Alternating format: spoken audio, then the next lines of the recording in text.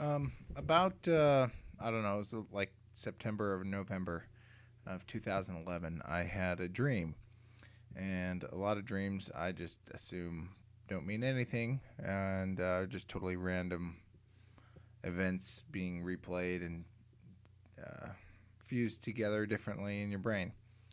This particular dream, whether it was totally random or if it was an actual um, spiritual message.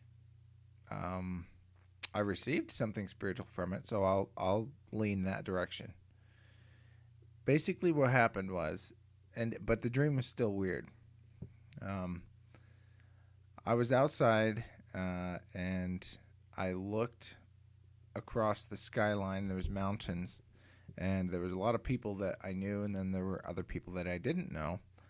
And in the clouds came rolling in, and they formed into, or part of the clouds, it was the big round Mayan or Aztec calendar.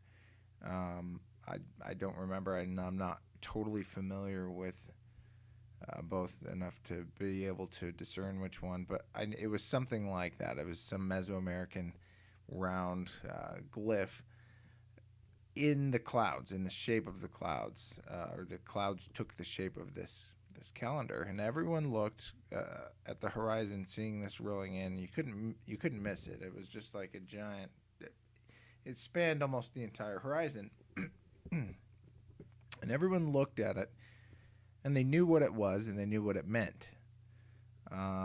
They knew that it meant that Jesus was returning, that it was the end of the world, however you want to describe it. Um, to me, it was that Jesus was returning. And it gave me a new perspective because when you dream, you don't know you're dreaming till you wake up. And a lot of times, you have the same types of emotions that kind of linger after you wake up. If you have a dream that's totally scary or freaky, you'll wake up and you'll be freaked out. Or if something happens and you're angry, you'll wake up angry.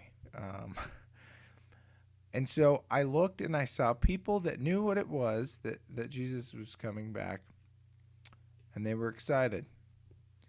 And then I saw people that were freaking out. And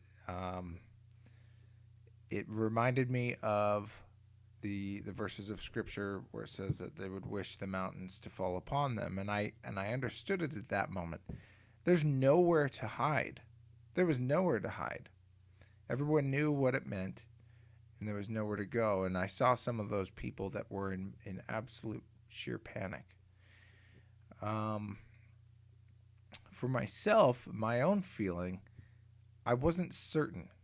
I wasn't afraid. I didn't want the mountains to fall upon me, but I also didn't feel 100% um, confident. I was excited. I was glad, but I didn't feel like I was 100% ready. And when I woke up from that dream, I still had that kind of confused, oh, I don't know. And then I realized, wait a minute, I was dreaming. So I look at that as kind of um, a blessing to have experienced and felt it real enough to make me realize this is probably something of what it would feel like. I don't expect a cloud coming with a Mayan calendar. I don't expect that the second coming to correlate with the 2012 December Mayan calendar ending, although that would be interesting if it did happen that way.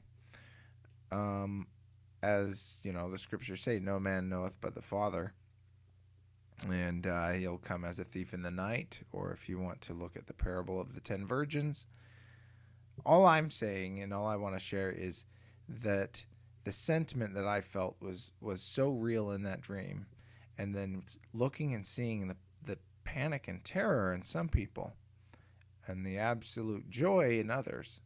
And then I had to look at myself, and um, I didn't have a sure knowledge, if you will. And so I thought I'd share that with you on this day. This day is the day of the annular eclipse, or whatever it's called.